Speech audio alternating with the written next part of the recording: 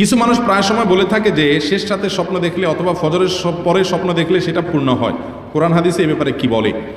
স্বপ্ন কোন সময় দেখলে সত্য হয়, কোরআন এবং হাদিস ঘাঁটলে এ সম্পর্কে সুস্পষ্ট কোনো পরিষ্কার কোনো নির্দেশনা পাওয়া যায় না যে এই সময় স্বপ্ন দেখলেই সেটা সত্য হবে। তবে হ্যাঁ, ঘুম কিছুটা পাতলা থাকলে স্বপ্ন এর ব্যাখ্যা বিশেষজ্ঞরা অনেকেই বলেন, লেখেন যে সে সময়ের ঘুমটা, সে সময়ের স্বপ্নটা সত্য হয় এবং সকালের টাইমটা, এই টাইমটা কিছুটা ফজরের আগের টাইমটা বা সকালের টাইমটা, স্বপ্ন যেটা দেখার পর মানুষের স্পষ্ট মনে থাকে কি দেখছে, এটা সত্য হওয়ার সম্ভাবনা বেশি থাকে। স্বপ্ন তিন প্রকার, একটা হলো সত্য স্বপ্ন, একটা হলো মিথ্যা স্বপ্ন, আরেকটা হলো জল্পনা কল্পনার কারণে যে স্বপ্ন দেখে সেটা।